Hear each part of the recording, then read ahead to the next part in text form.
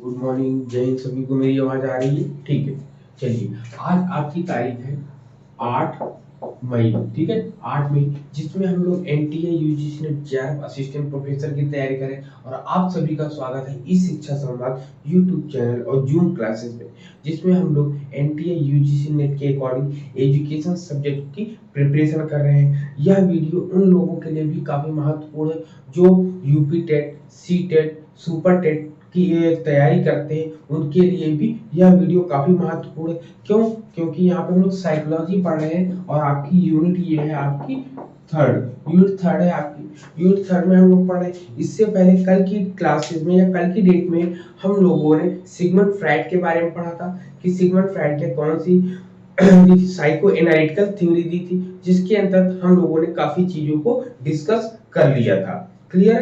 काफी चीजें हम लोगों ने डिस्कस कर लिया था। आज उनसे संबंधित कुछ चीजें हम लोग में उसमें थी, तो उसको आज हम लोग यहाँ पर डिस्कस करेंगे। ठीक है, उससे रिलेटेड हम लोग यहाँ पर आज जो है डिस्कस करेंगे। सबसे पहले तो कल हम लोगों ने कहाँ तक कर लिया था? ठीक है, कल हम लोगों ने उनके सभी जो स्टेजेस तक हम लोगों ने कर लिया था। और इनके और क्या बाकी था? डिफेंस मैकेनिज्म थे। डिफेंस मैकेनिज्म से रिलेटेड कुछ टॉपिक्स थे, उसको हम लोग यहाँ पर डिस्कस करेंगे। ठीक है, डिफेंस मैकेनिज्म से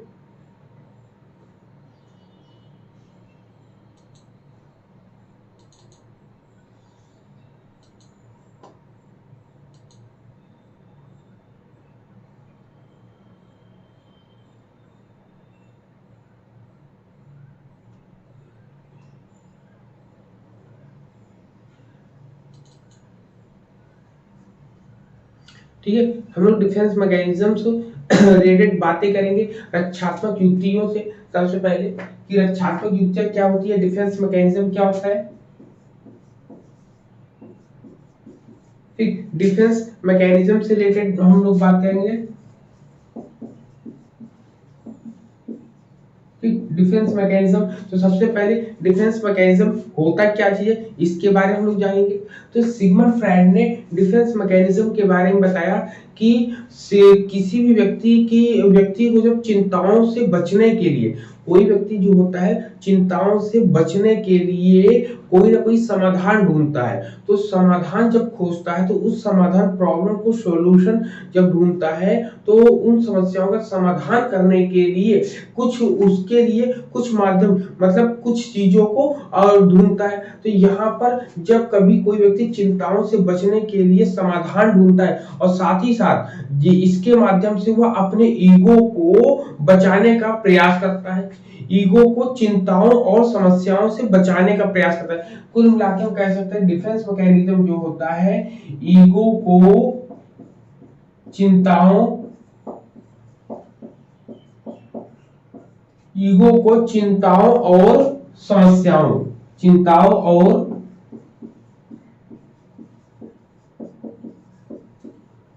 समस्याओं से बचाने के लिए जिस भी चीज का प्रयोग करते हैं उसी को हम डिफेंस मैकेनिज्म कहते हैं। ठीक है, क्या कहते हैं? डिफेंस मैकेनिज्म कहते हैं। इसमें प्रमुख रूप से जितनी भी चीजें, सबसे पहले रिप्रेशन देखते हैं। ठीक है, क्या देखते हैं? रिप्रेशन देखेंगे हम लोग। सबसे पहले कि रिप्रेशन के अंदर क्या क्या चीजें आएंगी।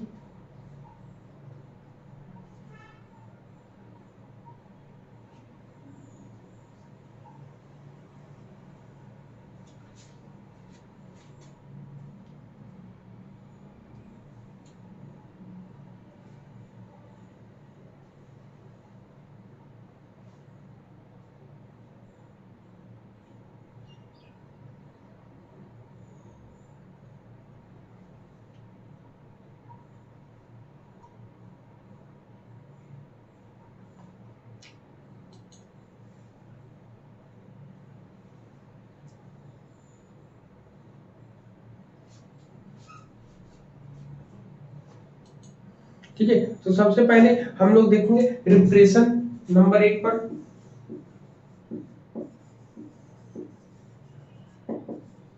रिप्रेशन जिसको बोलते हैं दमन, हम लोग बोलते हैं। ये क्या होता है? रिप्रेशन या दमन में इसमें होता है कि जब रक्षात्मक युक्तियों का प्रयोग हम ऐसा करते हैं जब इसमें किसी भी समस्या का समाधान करने के लिए हमें इसमें जो है व्यक्ति अपनी असामाजिक अनैतिक इच्छाओं को दबाकर उनका जो है दमन करता है, जो समाज में नहीं रिलायबल है उन सब चीजों को यहाँ पर हटाकर जो है अपनी चीजों को रखता है। ठीक है,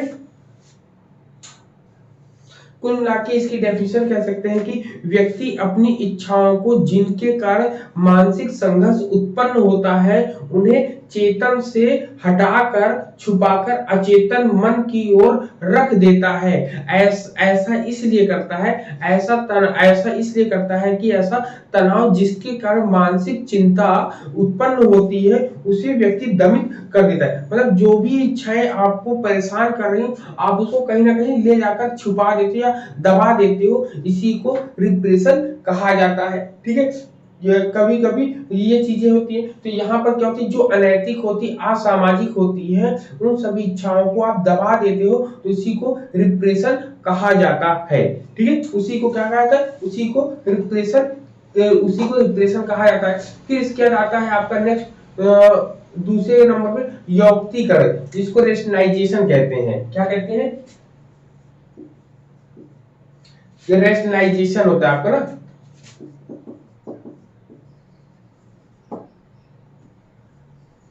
रेशनलाइजेशन होता है। ठीक, रेशनलाइजेशन में क्या कहते हैं, अब रेशनलाइजेशन में या इसको हम कहते हैं यौक्तिकरण। क्या कहते हैं, यौक्तिकरण, यौक्तिकरण होता है, यौक्तिकीकरण होता है। ठीक है, यौक्तिकीकरण होता है आपका। यौक्तिकीकरण क्या होता है, इसमें क्या है, इसमें ये छात्र या डिफेंस मैकेनिज्म जिसमें कोई व्यक्ति अपने अयुक्ति संगत व्यवहारों को किसी युक्ति संगत व्यवहार या तर्कपूर्ण व्यवहार के रूप में रखकर अपने तनावों को दूर करता है। ठीक है, जैसे ये कहा जाता है कि कोई व्यक्ति अपने गलत व्यवहारों को सही व्यवहार मानकर तनाव को कम करने का प्रयास करता है। जैसे इसके लिए एक लाइन बहुत अच्छी है कि अंगूर खट्टे हैं। जब कभी कोई देखता कहता है अंगूर खट्टे, क्यों खट्टे, क्योंकि वो उसके पास पहुंच नहीं पा रहा है, इसलिए वो कह देता कि अंगूर खट्टे इसलिए मैं इसको नहीं तोड़ पा रहा हूँ या इसलिए मैं इसको नहीं खा पा रहा हूँ। दूसरा एग्जांपल देख सकते हैं कि जैसे मेरी साइकिल दूसरे के कार से कम नहीं है। ठीक, ऐसी लाइंस बोलते हैं जबकि मन में तो पता है। तो ये सब यौक्तिकीकरण होता है। जैसे एक नेता दूसरे नेता कहता है कि वह बहुत ज्यादा भ्रष्टाचार है, मैं भ्रष्टाचारी नहीं हूं, तो ये भी यौक्तिकीकरण के एग्जाम्पल के रूप में आ जाएगा आपका। ठीक, फिर इसके आ जाता है प्रतिक्रिया निर्माण। ठीक है, क्या आता है, प्रतिक्रिया निर्माण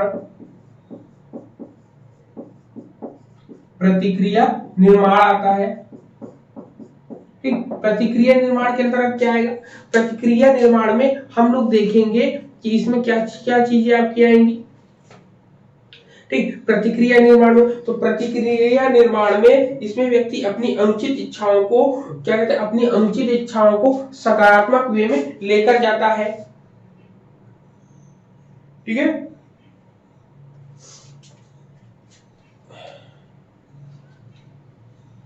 इसमें क्या करता है, व्यक्ति जो है अपनी इच्छाओं को सकारात्मक वे में ले जाता है। इस युक्ति प्रक्रम में कोई व्यक्ति अपने ईगो को किसी अप्रिय इच्छा या कष्टकारी प्रेरणा से विपरीत प्रेरित करने की दिशा देगा। अब देखिए, आपको यौक्तिकीकरण और प्रतिक्रिया निर्माण दोनों में थोड़ा सा सेम लग रहा हो, लेकिन दोनों में अंतर है। इसमें जो है किसी भी चीज को नहीं पा पाता तो उसको जो है किसी दूसरे मोड में या उसको खराब बताने का प्रयास करता है।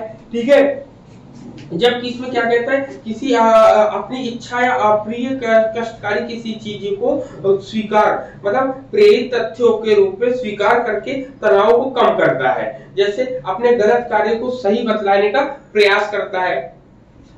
वहां पे गलत व्यवहार थे, यहाँ पर गलत व्यवहार था, यहाँ पे गलत कार्यों को सही बताने का कार्य करता है। जैसे मैंने नेता वाला एग्जांपल दिया था, तो नेता वाला एग्जांपल इसमें ना जाकर इसमें जाएगा आपका, ठीक है। इसमें अंगूर खट्टे हैं, जैसे वो चीज ने ले लिया, जैसे उसकी कार से अच्छी मेरी साइकिल है, तो हम कम है फिर भी हमारे चीज वो सामान नहीं, लेकिन हम अपने सामान की तुलना उनके सामान से कर दे रहे हैं, तो वो आपका यौक्तिकीकरण में आता है। जबकि रिग्रेशन वो आपका इसमें क्या आता है, प्रतिक्रिया निर्माण में होता है कि इसमें कोई भी चीज हम इसको दिखाते हैं, इसमें कहते हैं कि अपने गलत कार्यों को सही बतलाते हुए दूसरे को उसी कार्य के लिए गलत कहना होता है। जैसे 100 चूहे खाकर चली बिल्ली हज को, तो ऐसे कोटेशन आपको देखने को मिलते हैं। या एक भ्रष्ट नेता दूसरे नेता को भ्रष्टाचारी कहता है, तो ये आता है आपका, ठीक है। फिर इसके आ जाता है नंबर 4 पे आता है रिग्रेशन आता है। क्या आता है, प्रतिगमन, ठीक, प्रतिगमन आता है। प्रतिगमन को हम रिग्रेशन बोलते हैं, क्या बोलते हैं, ठीक, रिग्रेशन बोलते हैं। रिग्रेशन में क्या होता है, अब देखिए रिग्रेशन में ये काफी बेहतर होता है। इसमें क्या होता है, इसमें कहता है कि इस रक्षात्मक प्रक्रम में मानसिक संघर्षों को दूर करने के लिए कोई व्यक्ति अपने पीछे की अवस्था की ओर जाता है। जैसे वयस्क व्यक्ति छोटे छोटे बच्चों जैसा रोना प्रारंभ कर दे, जैसे उंगली चबाना प्रारंभ कर दे, तो ये छोटी छोटी चीजें जो होती हैं जो हमें पीछे की ओर लेकर जाती, जैसे बचपन में जो हम क्रियाकलाप या कार्य करते हैं वही आपका प्रतिगमन के अंतर्गत आता है आपका। फिर नंबर 6 पर प्रोजेक्शन आता है, जिसको प्रक्षेपण बोलते हैं, ठीक, प्रक्षेपण जिसको हम लोग प्रोजेक्शन बोलते हैं, ठीक, जिसको हम लोग प्रोजेक्शन बोलते हैं। प्रोजेक्शन में क्या होता है या प्रक्षेपण में क्या होता है आपका, ठीक है, प्रोजेक्शन या प्रक्षेपण की हम बात करते हैं, तो इस रक्षात्मक युक्ति में व्यक्ति अपनी मनोवृत्तियों को दूसरों पर आरोपित करके करके तनावपूर्ण में रहता है, ठीक है। इस प्रक्षेपण में क्या होता है, प्रक्षेपण में इस रक्षात्मक युक्ति में क्या होता है, व्यक्ति अपनी मनोवृत्ति को दूसरों पर आरोपित करके तनाव मुक्त हो जाता है। मतलब जैसे हमारे ऊपर कोई आरोप लग रहा हो तो हम अपना आरोप किसी और पर उठाकर डाल दें। जैसे परीक्षा में असफल होने पर यह कह देना कि प्रश्न पत्र बहुत कठिन था, ठीक है। तो ये आपका किस में आएगा, ये आपका प्रोजेक्शन में आएगा, प्रक्षेपण में आएगा कि अपनी समस्या को उठाकर किसी और पर डाल देना है। भाई मैं अपनी वजह से नहीं फेल हुआ हूँ, परीक्षा में क्वेश्चन पेपर इतना कठिन आएगा कि हम उसको सॉल्व नहीं कर पाए। तो ये नंबर 5 पर हो गया। अब नंबर 6 पर हम बात करते हैं। नंबर 6 पर आता है, क्या आता है आपका, डिस्प्लेसमेंट, हाँ विस्थापन आता है, ठीक, विस्थापन आता है जिसको बोलते हैं डिस्प्लेसमेंट,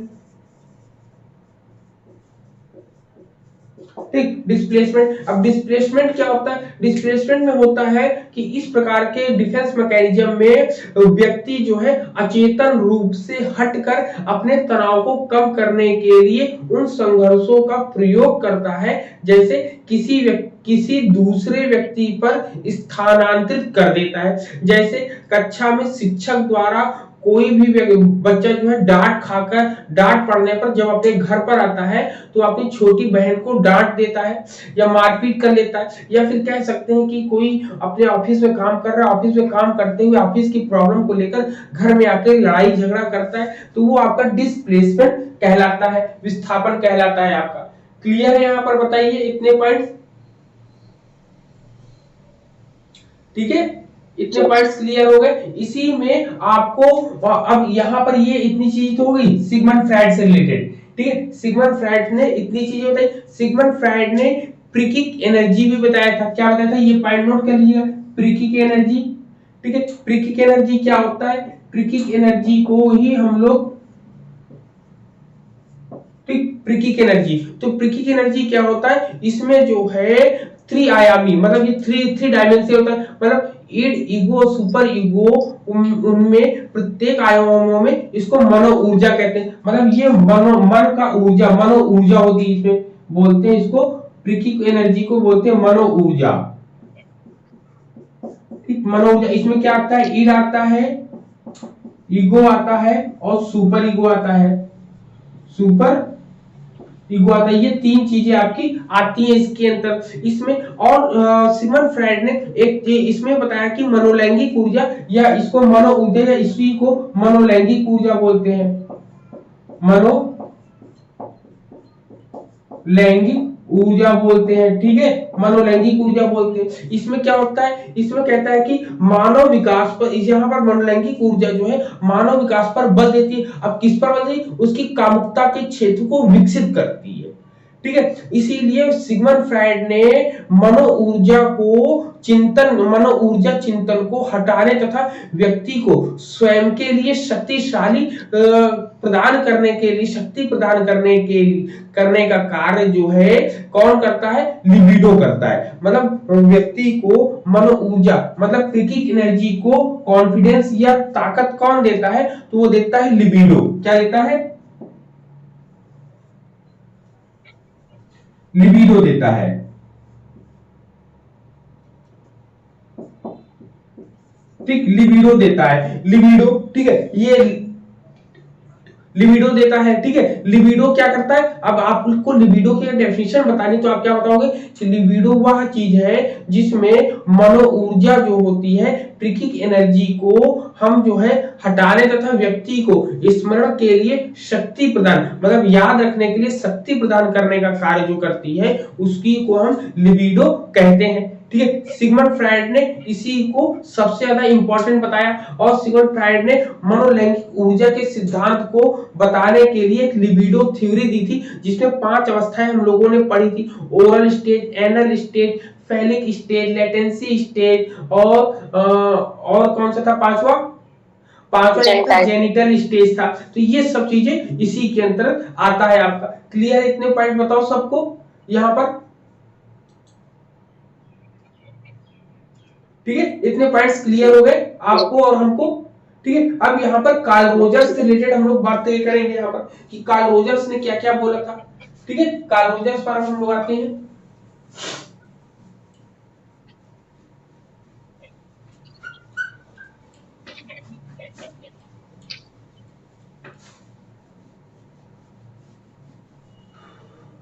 अब हम लोग कार्ल रोजर्स पर अगर हम डिस्कस करेंगे तो कार्ल रोजर्स ने क्या क्या चीजें बोली थी उन पर हम लोग देख लेंगे।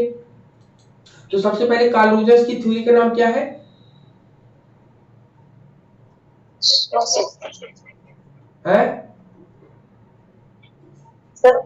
सिद्धांत। हाँ, स्व का सिद्धांत दिया था कार्ल रोजर्स ने, इसी को अस्तित्ववादी सिद्धांत भी बोलते हैं ना जी, अस्तित्ववादी सिद्धांत। हाँ, ये कुल मिला के ये किसमें आएंगे, ये ह्यूमनिस्टिक थ्योरी के अंतर्गत आते हैं। किसमें आते हैं, ह्यूमनिस्टिक थ्योरी के अंतर्गत आते हैं, ठीक, ह्यूमनिस्टिक थ्योरी के अंतर्गत आते हैं, जिसमें हम लोग देखते हैं कि ह्यूमनिस्टिक थ्योरी में क्या क्या होता है। मानवतावादी सिद्धांत इसको बोलते हैं हम लोग कि मानवतावादी सिद्धांत में क्या होता है। इसको अगर हम देखा जाए कि मानवतावादी सिद्धांत जो होता है, मनोविज्ञान ने अपने आंतरिक आकार को और ज्यादा सक्रिय और बल देने के लिए इसको बनाया। इसके एक्सपोनेंट या प्रतिपादक मानवतावादी सिद्धांत के अगर प्रतिपादक की बात करें तो इसमें 2 नाम प्रमुख मिलते हैं। एक नाम मिलता है कार्ल रोजर्स का मिलता है, कार्ल रोजर्स का मिलता है, और दूसरा नाम किसका मिलता है बताओ, मानवतावादी में सबसे ज्यादा फेमस कौन है, मैस्लो का, ठीक, मैस्लो आते हैं आपके। ये 2 नाम बहुत ज्यादा नाम फेमस है आपके, ठीक, कार्ल रोजर्स और मैस्लो।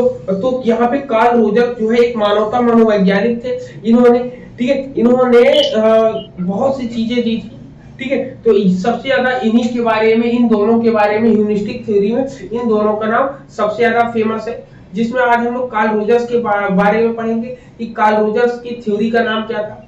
तो कार्ल रोजर्स की थ्योरी का नाम अभी क्या बताया आपने, सेल्फ ना, जी, हाँ, सेल्फ एक्चुअलाइजेशन टेंडेंसी, मतलब सेल्फ कॉन्सेप्ट, सेल्फ एक्चुअलाइजेशन, इन सब चीजों की बात करिए। कुल मिला के हम इसको बोल सकते हैं स्व का सिद्धांत, स्व का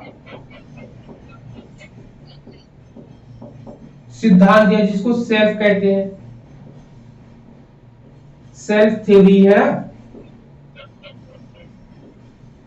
ठीक, सेल्फ की थ्योरी दी है, स्व का सिद्धांत दिया। इसमें इन्होंने क्या बताया कि कार्ल रोजर जो है बहुत ज्यादा कहते हैं, Carl Rogers was an influential humanistic psychologist who developed a personality theory that emphasized the importance of the self actualization tendency in shaping human personalities। मतलब कार्ल रोजर्स एक प्रभावशाली मानवतावादी मनोवैज्ञानिक थे जिन्होंने व्यक्तित्व सिद्धांत विकसित किया था, जिसमें मानव व्यक्तियों को आकार देने के लिए आत्मवास्तविक प्रवृत्ति के महत्व पर ज्यादा जोर दिया था, मतलब अस्तित्व पर ज्यादा जोर दिया था, इसीलिए इसको अस्तित्ववाद भी कहते हैं। ठीक, अस्तित्ववादी सिद्धांत, अस्तित्ववादी सिद्धांत भी इसी को कहते हैं, इसीलिए ठीक है, इसी क्या कहते हैं, इसी को अस्तित्ववादी सिद्धांत भी कहते हैं। क्लियर है? यहाँ पर इतने दो पॉइंट्स हम लोग को मिल गए कि यहाँ पे सेल्फ एक्चुअलाइजेशन की बात करते हैं, किसकी बात करते हैं, सेल्फ एक्चुअलाइजेशन।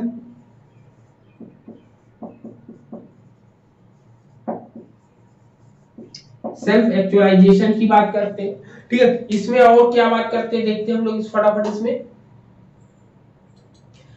ठीक है। कार्ल रोजर्स में अगर हम बात करेंगे, इन्होंने दो प्रकार की चीजों की बात करी होगी, एक सेल्फ की बात करी ना, सेल्फ, इसमें सेल्फ कौन कौन से सेल्फ की बात करी बताओ, पता है? इन्होंने दो प्रकार के सेल्फ की बात करी होगी ना। अगर सेल्फ की बात करेंगे, सेल्फ में इन्होंने कई, एक इंडिविजुअल सेल्फ होता है, एक इन्वायरमेंटल सेल्फ होता है, मतलब कि इंडिविजुअल इन्वायरमेंट दोनों चीजों को मिलाकर कई चीजों के रूप में ये बनता है, इनका सेल्फ के बारे में ये बताते हैं, ठीक है। इन्होंने फेनोमेनल फील्ड के बारे में बताया है। कुल मिला के इनके जो एग्जाम में आता है, एक होता है आपका, एक आपका होता है ideal self,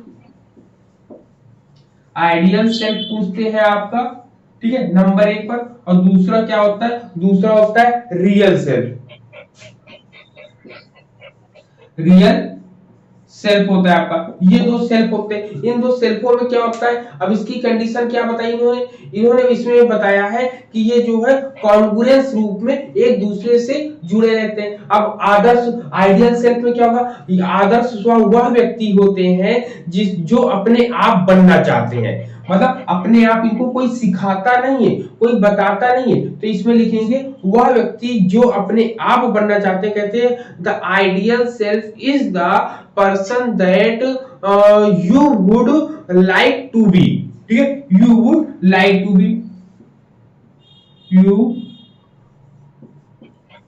would like to be, ठीक, you would like to be है आपका यहाँ पर। फिर आपका रियल सेल्फ क्या होता है, रियल सेल्फ में कहता है कि the real self is the person you actually are, ठीक है, पर्सन यू एक्चुअली आर, मतलब यहाँ पर वास्तविक स्व है, वह व्यक्ति होता है जो अपने, जो आप वास्तव में होता है, अपने आप में वास्तविकता को जानता है, ठीक, अपने आप में वास्तविकता को जानता है, ठीक है। यहाँ पर ये दो सेल्फ आपके बारे में पूछे जाते हैं। फिर इसमें और आपको फेनोमेनल होता है, आपका फेनोमेनल फील्ड होता है आपका। फेनोमेनल फील्ड के बारे में देखो क्या बताते हैं ये, ठीक है। फेनोमेनल फील्ड क्या होता है, एक फेनोमेनल फील्ड बताते हैं, फेनोमेनल फील्ड होता है आपका, ठीक। फेनोमेनल फील्ड क्या होता है, इसको बोलते हैं जीव जो है ऑर्गेनिज्म के अंतर्गत आता है। इसमें क्या कहते हैं, इसमें कहता है कि उस व्यक्ति जो है व्यक्तिपरक वास्तविकताओं के बारे में एक उद्देश्य को धारण कर लेता है, एक चीजों को ये बना लेता है, अपने माइंड में कंसेप्ट को करता है, बनाता है। तो सबसे पहले इसमें अगर हम देखेंगे तो इसमें आप काफी चीजें अब आपको समझ में आ गई होंगी कि इसमें क्या क्या चीजें बनती है। इसको जो है आत्म केंद्रिता सिद्धांत भी हम लोग कहते हैं, ये जानते हैं इसके बारे में, ठीक है। सबसे पहले इसमें अगर कार्ल रोजर्स ने बात करी तो प्राणी की बात करी, जिसको हम बोलते हैं ऑर्गेनिज्म, ऑर्गेनिज्म, ठीक, ऑर्गेनिज्म होता है। इसमें क्या बात करिए, ये प्राणी क्या होता है, इन्होंने बोला कि प्राणी एक दैहिक जीव है जो शारीरिक एवं मनोवैज्ञानिक दोनों तरह के कार्य करता है। कैसे, दोनों तरह के ये कार्य करता है, शारीरिक भी काम करता है और मनोवैज्ञानिक दोनों तरह के काम करता है। फिर इसमें कहता है कि किसी व्यक्ति, मतलब इसकी अगर एक लाइन अगर हम बोले तो एक लाइन में हम लोग को याद हो जाएगा कि कोई भी प्राणी सभी तरह की अनुभूतियों का केंद्र होता है, जिसमें दैहिक गतिविधियों मतलब फिजिकल और मेंटल जितने प्रकार की एक्टिविटीज होती सब होता है। इनकी एक लाइन बहुत अच्छी है, ये कहते हैं कि प्राणी में चेतन एवं अचेतन अनुभूतियों को मिलाकर जिस क्षेत्र का निर्माण होता है उसे हम प्रासंगिक क्षेत्र कहते हैं, फेनोमेनल फील्ड कहते हैं। कौन सा, फेनोमेनल फील्ड कहते हैं। तो ऑर्गेनिज्म, तो क्या लिखेंगे, लिखेंगे प्राणी, ठीक है, लिखेंगे प्राणी में चेतन और कॉन्शियस और अनकॉन्शियस, चेतन और अचेतन अनुभूतियों को, अनुभूति का मतलब होता है फीलिंग,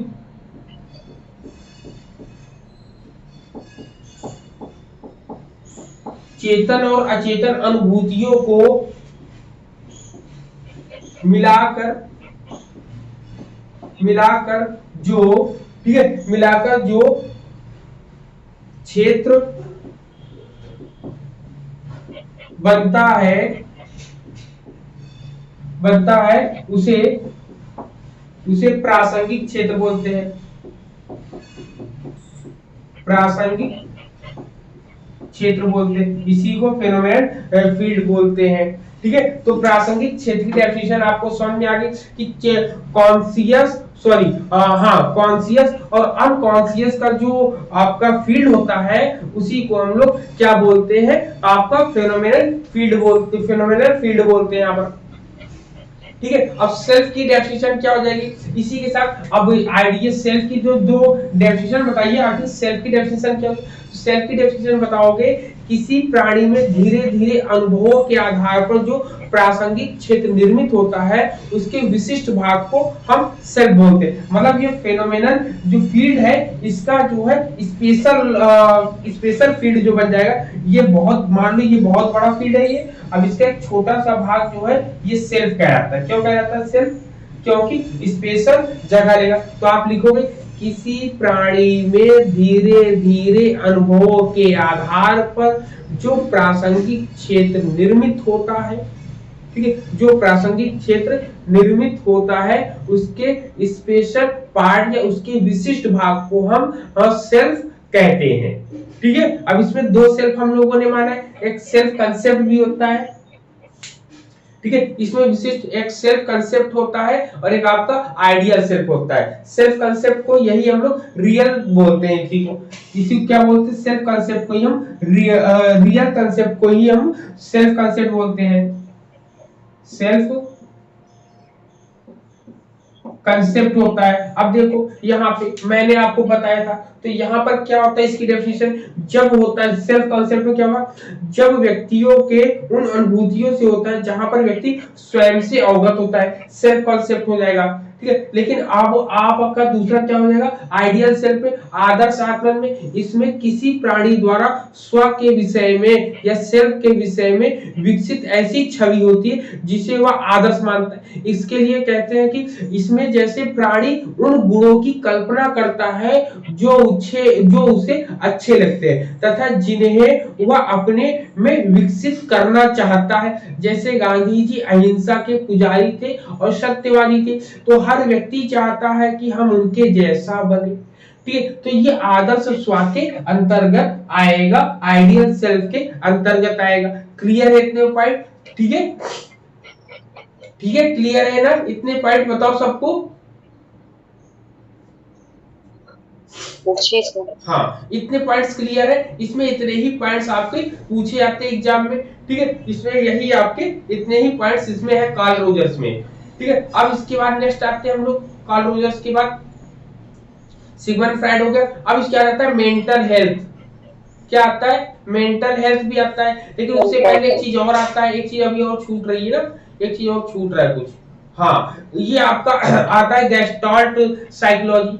गेस्टाल्ट साइकोलॉजी में कौन आते हैं? गेस्टाल्ट साइकोलॉजी में आपके वर्दीमर, वो कोफका, फुट लेविन, ठीक है, इन ये सब आते हैं। इन्होंने क्या कहा कि होल, गेस्टाल्ट का मतलब होता है होल पार्ट, ठीक है। क्या होता है गेस्टाल्ट का मतलब? होल पार्ट की ये बात बोलते हैं, ठीक है, वर्दीमर वाला में, ठीक है, होल पार्ट से रिलेटेड यहाँ पर बातें करते हैं वहां पर।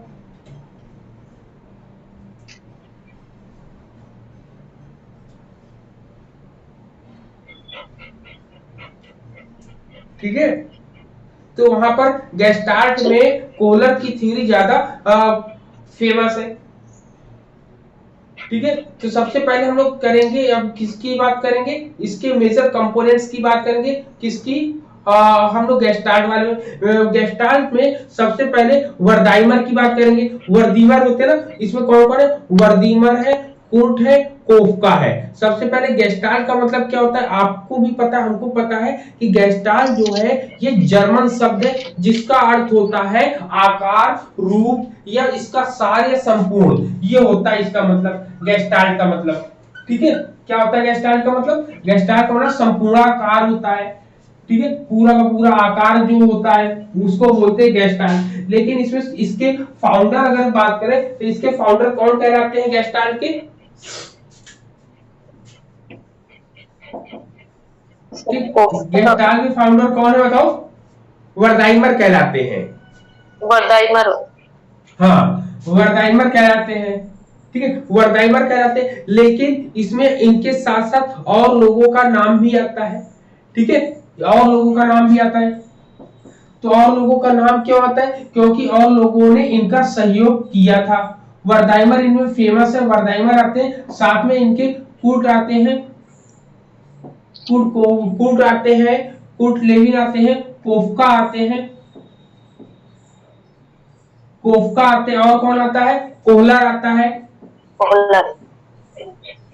ठीक, कोहलर आता है, ठीक। ये चार लोग होते हैं, इन लोगों ने बनाई है। अब देखिए यहाँ पे कूट लेविन की फील्ड थ्योरी है ना, फील्ड कॉग्निटिव क्षेत्र सिद्धांत है, फील्ड थ्योरी है आपकी, और कोहलर की आपकी इनसाइट थ्योरी है। जिसमें सबसे ज्यादा फेमस कौन सी थी? इनसाइट थ्योरी हुई थी, जिसमें बोला गया कि कोई व्यक्ति होते, इसमें जो है 3 एग्जांपल इनके दिए जाते हैं। इनके एग्जांपल को भी हम देखेंगे कि कैसे क्या किया गया था इसमें, ठीक है। तो यहाँ पे एक आपके माइंड में फिगर बन जाता है यहाँ पर, ठीक है। सबसे पहले मैक्स वर्दीमर के बारे में हम लोग जानेंगे। तो ये मैक्स वर्दाइमर के बारे में हम लोग क्या जानेंगे कि इन्होंने जो दिया था, इनको जो है फादर ऑफ गेस्टाल्ट साइकोलॉजी कहा जाता है। इनको क्या कहते हैं? फादर इनको कहा जाता है गेस्टाल्ट साइकोलॉजी का, ठीक, ये होता है। जबकि कोफका, कोहलर को क्या है?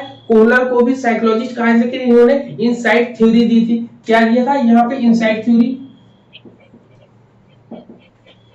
ठीक, इनसाइट थ्योरी यहाँ पर दी थी। इनसाइट थ्योरी के साथ साथ फिर इसके बाद आपका और कौन सा नाम आता है? कूट लेविन ने फील्ड थ्योरी दी थी,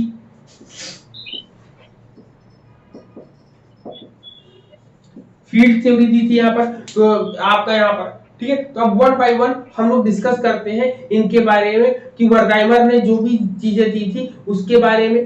क्या था कि वर्दाइमर ने कहा था कि वह एक प्रसिद्ध मनोवैज्ञानिक थे जिन्होंने समस्या समाधान की प्रकरणों के लिए गेस्टाल्ट की व्याख्या किया, ठीक है। जैसे इन्होंने इसी को गेस्टाल्ट में अगर हम देखें तो गैलीलियो और आइंस्टीन और एक ही साथ के बच्चों ने गणितीय प्रस्तुति की समस्या का समाधान किया है, वैसे ही इन्होंने भी कई चीजों पर फोकस किया था। इन्होंने सफल समस्या समाधान व्यवहार का जो है वर्दाइमर के साथ इन्होंने काफी चीजें देखी थी। अगर इनको अगर जानना चाहते हैं तो एक लाइन में जान सकते हैं कि इन्होंने इस क्षेत्र में एक निश्चित क्षेत्र महत्वपूर्ण बताया। इन्होंने कहा कि किसी अलग क्षेत्र में आपको भागने की जगह नहीं है, आप किसी एक चीज पर ही फोकस करो। कहते हैं कि a certain region in the field becomes crucial in focused but it does not become isolated. मतलब हमको एक निश्चित क्षेत्र में नहीं, हमको अपने आकार को, अपनी नई चीजों को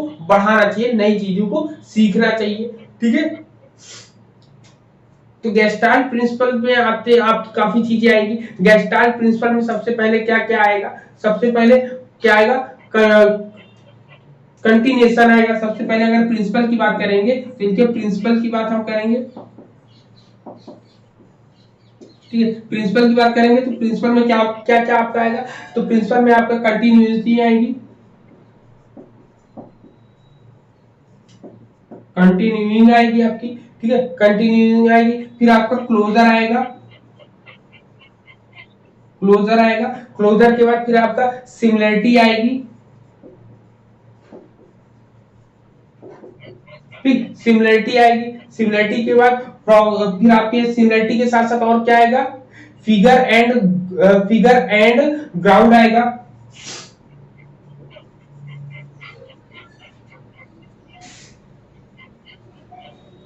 फिगर एंड ग्राउंड, ठीक, ग्राउंड आएगा आपका, ठीक है। एक दो तीन चार, एक और आता है, एक क्या दो आएगा,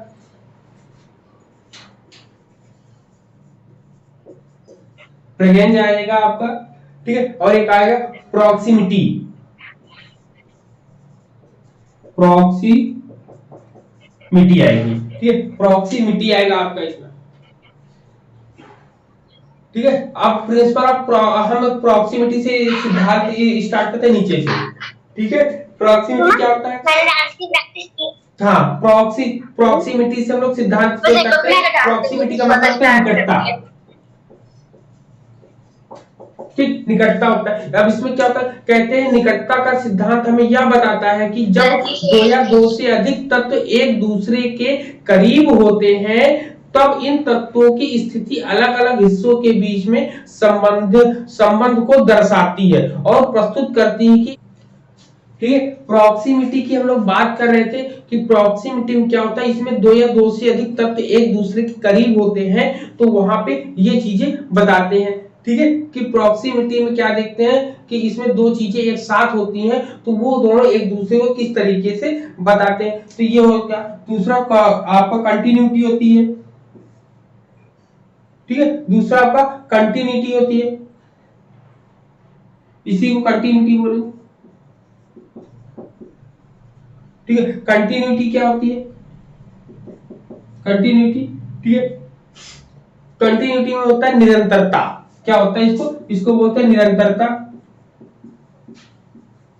ठीक। निरंतरता क्या होती है, निरंतरता में कहते हैं कि the principle of continuity states the whenever our eyes being to follow something they will continue to travel. आप कह सकते हैं निरंतरता का सिद्धांत ये कहता है जब कभी भी हमारी आंखें जो है किसी चीज को देखना शुरू करती हैं तो वो उस दिशा में यात्रा करने जारी रखने तक कि उनका सामना किसी वस्तु से न हो जाए। जैसे आंखें बनाती हैं, आंखें क्या होती है, जब किसी भी चीज को देखना चाहती तो वो देखना ही चाहती, अब किसी चीज को नहीं देखना चाहती तो नहीं, तो वो निरंतरता कंटिन्यूटी बन लेती। एक चीज को देखा मैंने, हाँ, जब कहीं रास्ते में जा रहे वही चीजें अगर दूसरी दिखे, अरे हाँ ये चीजें वही थी, तो हम आंखों ही हमारी आंखें बताती। तो निरंतर कंटिन्यूटी के बारे में ये बताते हैं, ये कहते हैं निरंतरता का उदाहरण, जैसे उदाहरण के लिए जांच करने के लिए हम करते हैं कि जैसे कोई गति के रूप में कोई वस्तु के माध्यम से हम आगे बढ़ना चाहते हैं तो उसको आगे बढ़ने के लिए जारी रखें, तो कंटिन्यूटी की बात आती है कि एक काम करें उसी के साथ दूसरा भी काम करते जाएं, तो वो कंटिन्यूटी के साथ हम लोग का आ जाता है। कहाँ मतलब कि कहीं पर किसी भी काम में रुकावट न पैदा हो। निरंतरता का मतलब ये होता है लगातार लगे रहना किसी काम में, ठीक, ठीक है। अब डिजाइन फिगर या ग्राउंड की बात करें तो ये आपने लोगो जैसे देखे होंगे ना, सभी कंपनीज के सभी चीजों के कहीं ना कहीं इमेजेस होते हैं, लोगोस होते हैं, वो सब आते हैं इसके अंतर्गत, ठीक। फिर इसके बाद सिमिलरिटी का क्या आता है, सिमिलरिटी का मतलब एक जैसी वस्तुएं जब दो वस्तुएं एक जैसी दिखाई दे, जैसे कलर में, शेप में और अदर एलिमेंट्स आपको दिखाई देते हैं तो वो आपका आता है, जैसे रंग में, आकार में, बनावट में और सभी चीजों में आते हैं, तो वो सब इसमें आते हैं आपके, ठीक है, सिमिलरिटीज में आता है आपका, ठीक है। फिर प्रेग्नेंजाज में क्या आता है, प्रेग्नेंजाज में आता है आपका क्या आता है, तो इसमें कहते हैं कि यहाँ पर सादगी, इसी को हम लोग बोलते हैं लॉ ऑफ सिंप्लिसिटी, ठीक है ना, सादगी का नियम भी कहते हैं इसी को, क्या कहते हैं, सादगी का नियम भी कहते हैं, इसी को लॉ ऑफ प्रेग कहते हैं, गर्भावस्था का नियम भी इसी को कहते हैं। इसमें क्या होता है, इसमें होता है कि तत्वों की सरलतम व्यवस्था को पहले माना जाता है जब उसके साथ प्रस्तुत किया गया जटिल तत्वों की श्रृंखला होती है। मतलब किसी को कोई कठिन चीजों के साथ हम एक वस्तु को किसी दूसरी वस्तु के साथ हम जब प्रेजेंट करते हैं तो उसमें से कोई एक ऐसी वस्तु होती है जिसकी कंडीशन को हम बहुत अच्छे तरीके से जानते हैं, तो इसमें कहते हैं जटिल तत्वों की श्रृंखला हम उन्हें एक सरल संपूर्ण हिस्से के रूप में देख सकते हैं। मतलब कि कोई कठिन चीज हो लेकिन हमारे माइंड में कंसेप्ट बना हो तो हम उसको बड़े आसानी से उसको देख सकते हैं, उसमें ज्यादा हम परेशान नहीं होते। तो यही होता है आपका सिंप्लिसिटी, आपका प्रेग्नेंजाज, इसी को लॉ ऑफ सिंप्लिसिटी भी कहते हैं। अब जैसे इसको कैसे हम बता सकते हैं, जैसे इसको सिंप्लिसिटी को, इसको प्रेग्नेंजाज कहा गया, ये प्रेग्नेंजाज को जैसे आप ओलंपिक का जो आपका बना रहता है क्या सिंबल, तो उस सिंबल को आप देखो कि ये दोनों जो है ये देखने में लगते तो कठिन है लेकिन है ये सरल, क्यों, क्योंकि ये गोले से बने, कई छोटे छोटे गोलों से मिलकर बने हैं, तो इसको प्रेग्नेंजाज बोला जाता है। ये प्रेग्नेंजाज का सिंबल इन द केस बन जाता है। ठीक, एग्जाम में अभी तक आया नहीं लेकिन बस आपको बताया जा रहा है। और फिगर में क्या होगा, फिगर ग्राउंड में, फिगर ग्राउंड में क्या होगा आपका, फिगर ग्राउंड में आपने देखा होगा कि एक ही फिगर जो है कई चीजों को दिखाती है। जैसे आपको एक पिलर होगा, आपको एक जैसे ये बना हो, ठीक है, ये बनाओ और फिर ये आपका ऐसे ये बना हुआ है यहाँ पर, तो यहाँ आपको दो चीजें एक ही चित्र में, दो चीजें जब कभी आपको दिखाई दे तो वो होता है। जैसे आपने देखा होगा कि एक आपका चित्र बनाओ तो ऊपर करो तो बॉयज बन जाता है, नीचे बनो, नीचे उल्टा करो तो गर्ल्स बन जाता है। तो इमेजिन, कहते हैं कि figure ground origination is a type of perceptual grouping which is a vital necessity for recognizing object through vision। मतलब कि इसमें क्या होता है, 5 फिनोमेनन होते हैं। 5 फिनोमेनन का मतलब क्या होता है, 5 फिनोमेनन का मतलब होता है एक ही चीज में जब कई चीजें आपको दिखाई दी जाए तो वही आपकी 5 फिनोमेनन के अंतर्गत आती है आपकी। क्लियर है यहाँ पर, बताओ, ठीक है। अब यहाँ पर हम लोग बात करेंगे कोहलर की।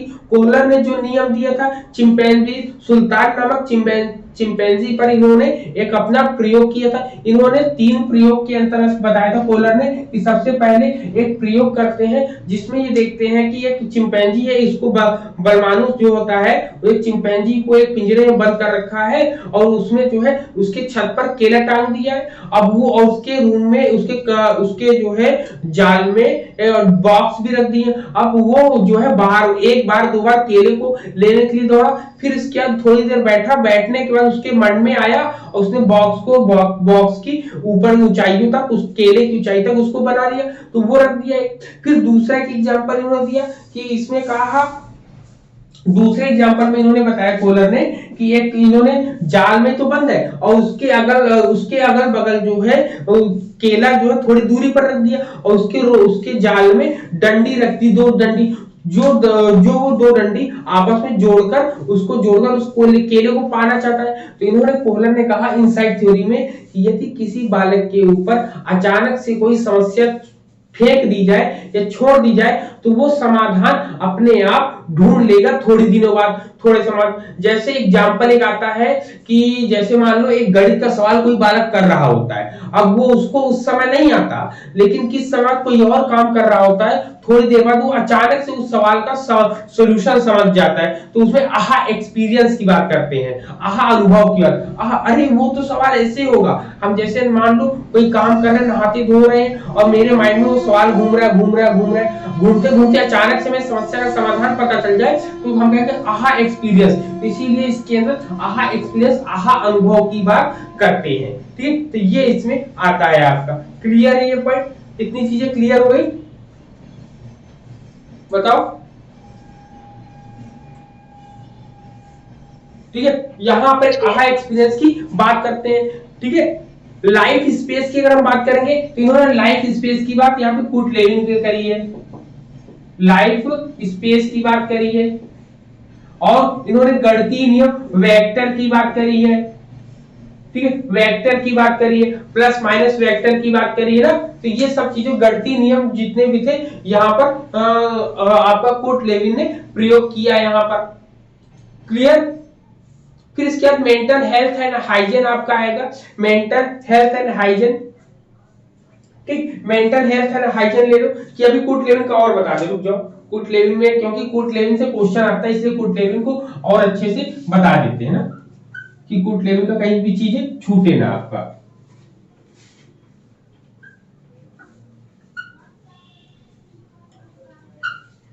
ठीक है, कुट लेविन का देख लो।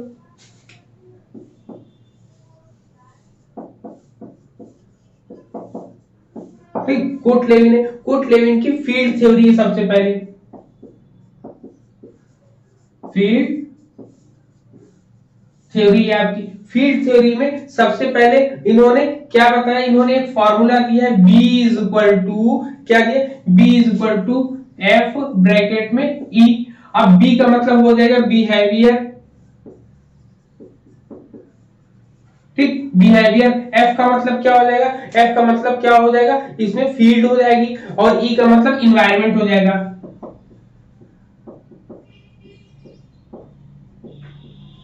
इन्वायरमेंट हो जाएगा आपका, इतनी चीजें हो जाएंगी, इसीलिए इसमें जो है टोपोलॉजी इसका यूज किया गया है।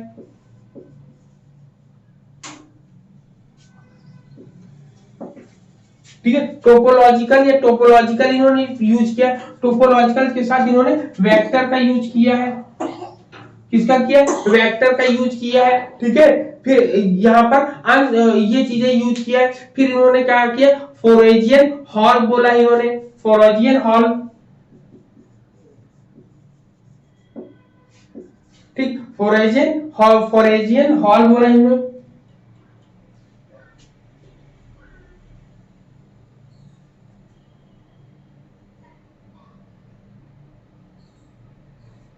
और इन्होंने एक इंपॉर्टेंट लाइन बोला है जो लाइफ स्पेस बोला है, लाइफ स्पेस, जो कि बहुत इंपॉर्टेंट है एग्जाम में। बहुत एग्जाम में क्या पूछा जाता है, ये पूछा जाता है, और टोपोलॉजीज पूछी जाती है, और ये आपका इसमें पूछा जाता है कि ये क्या है आपका, इसके फॉर्मूले को आप बता सकते हैं यहाँ पर। ठीक है, इतने पॉइंट यहाँ पर क्लियर हो गए, बताओ सबको। अब हम चलते हैं नेक्स्ट, मेंटल हेल्थ। हाँ सर ये जो फॉर्मूला है BFE, हाँ, तो बी को बिहेवियर, हाँ, एफ को इन्वायरमेंट और एफ फील्ड होता है। तो सर एग्जाम में कैसे पूछता है कि ये किसका है? हाँ, ये किसका है, ऐसे फॉर्मूला दे देगा, या पूछे जाएगा कि इन्वायरमेंट में फील्ड के बारे में कैसे, या बिहेवियर, फील्ड और इन्वायरमेंट का संबंध जो है किस सिद्धांत से है, या किस मनोवैज्ञानिक ने दिया, तो ये होता है। ये पूछते हैं कि लाइफ स्पेस की बात किसने बात करी है, लाइफ स्पेस की बात। ठीक है जी, हाँ, तो ये टोपोलॉजी या वेक्टर की भी बात पूछते हैं, तो ये सब आता है आपका। चलिए अब बात करते हैं मेंटल हेल्थ एंड हाइजीन की बात करते हैं। मानसिक संघर्ष होता है, मानसिक स्वास्थ्य और मानसिक संघर्ष।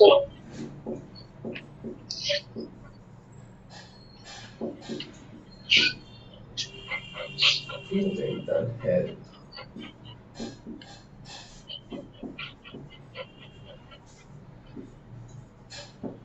मेंटल हेल्थ और मेंटल हाइजीन। ठीक, मेंटल हेल्थ और मेंटल हाइजीन की बात हम जब करेंगे तो क्या आएगा आपका। ठीक, अब इसमें क्या होता है, मेंटल हेल्थ में सबसे पहले प्रोडक्ट होता है। इसमें क्या होता है, इसमें सबसे पहले कोई भी चीज प्रोडक्ट होता है। ठीक, जबकि हाइजीन में क्या होता है, प्रोसेस होता है आपका। ठीक है, यहाँ पे प्रोडक्ट होता है, यहाँ पर प्रोसेस होता है आपका, पहला पॉइंट ये हुआ। ठीक है, इसमें और क्या चीजें आती हैं, इसमें आपकी मेंटल हाइजीन में आपकी मसल्स चीजें आएंगी। ठीक है। इसमें सबसे पहले अगर हम देखना चाहेंगे मेंटल हेल्थ, अगर मानसिक स्वास्थ्य अगर आपका सही है तो डिसीजन मेकिंग स्किल आपके अंदर होगी, क्या होगी? डिसीजन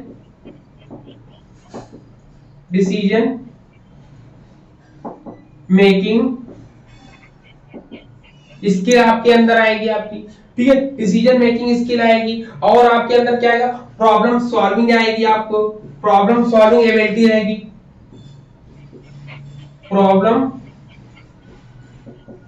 सॉल्विंग एबिलिटी रहेगी आपकी। और क्या रहेगा आपके अंदर? ठीक है, प्रॉब्लम सॉल्विंग एबिलिटी का पीस ऑफ माइंड रहेगा, सॉरी पीस ऑफ माइंड की ये बात करते हैं। और हेल्थी रिलेशनशिप की ये बात बताएंगे।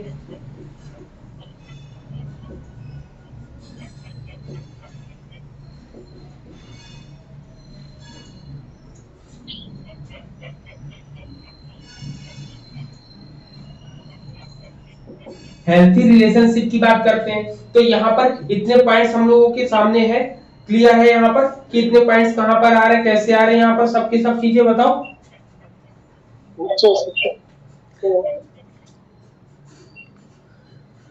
ठीक है, यहाँ पर आपका इतनी चीजें आएंगी। जैसे मेंटल हेल्थ या मानसिक स्वास्थ्य की बात करते हैं तो इसमें प्रोडक्ट आता है, इसमें डिसीजन मेकिंग स्किल आता है, इसमें प्रॉब्लम सॉल्विंग एबिलिटी आती है आपकी, इसमें पीस ऑफ माइंड आता है, मन की शांति आती है, इसमें हेल्थी रिलेशनशिप अच्छे संबंध आपको दिखाई देते हैं, ठीक है, स्वस्थ संबंध दिखाई देते हैं। जबकि मेंटल हाइजीन जो होता है, मेंटल हाइजीन में क्या होता है? मेंटल हाइजीन में आपका प्रोसेस होता है, पहला पॉइंट। दूसरे में इसमें म्यूजिक आता है, आपका क्या आता है?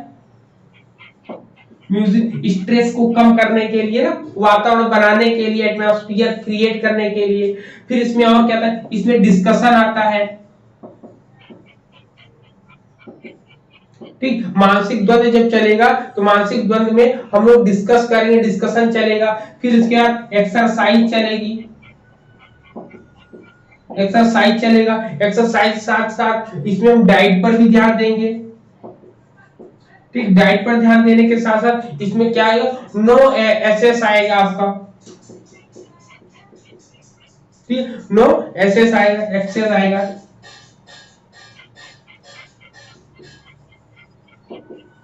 नो एक्सेशन आएगा या नो एक्सेसिव या नो एक्सेसेस आ जाएगा, ठीक। तो ये आपके मेंटल हाइजीन के अंतर्गत आ जाएंगे आपके। क्लियर है पॉइंट? बताओ, इतने पॉइंट्स क्लियर है? जी सर। हाँ, मानसिक स्वास्थ्य और मानसिक स्वच्छंदता, इसको मानसिक स्वच्छंदता बोलते हैं,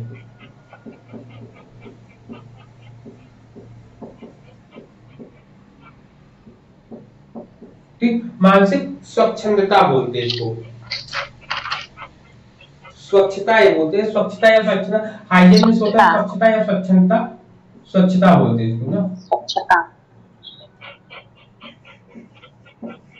मानसिक स्वच्छता, तो मानसिक स्वच्छता के लिए आपको म्यूजिक आना चाहिए, आपको डिस्कस करने के तरीके आने चाहिए, आपको एक्सरसाइजेस करने के तरीके आने चाहिए, डाइट आपको कैसा हो ये होगा, आपकी नो एसेसिव आएगी आपकी, ठीक है। तो ये आपके पूरा का पूरा आपका सेक्शन ए कंप्लीट होता है। अब हम लोग कल की डेट में जो पढ़ेंगे सेक्शन बी में आपकी इंटेलिजेंस की थ्योरी जितनी है, इंटेलिजेंस की थ्योरी को हम लोग बहुत जल्दी कवर कर लेंगे, जिसमें आपकी क्या है? आपके बुद्धि के प्रति उपागम है आपका, ठीक है। तो इस सिलेबस को भी हम लोग बहुत जल्दी कवर कर लेंगे ना। यहाँ पर जैसे ही आपकी इंटेलिजेंस खत्म हो जाएगी, जैसे इसमें जितनी भी चीजें हैं पूरी के पूरे स्टेप्स हम बता देंगे, सब हो जाएगा। फिर इसके बाद लर्निंग थ्योरीज आपकी आ जाएगी, तो ये बहुत जल्दी आपका क्लोज कर देंगे हम, ठीक है। चलिए अब हम लोग मिलते हैं नेक्स्ट क्लास में। नेक्स्ट क्लास के लिए हम लोग आपको डिटेल मैं आपको लिंक भेज दूंगा। साइड हो जाना सर, साइड होना स्क्रीन छोड़।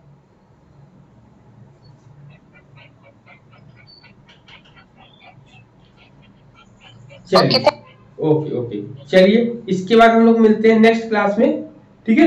नेक्स्ट क्लास में जब मिलेंगे तो हम आपको इन्फॉर्म पहले से कर देंगे, आधे या 1 घंटे पहले, ठीक है। वैसे शाम को होगी क्लास ना।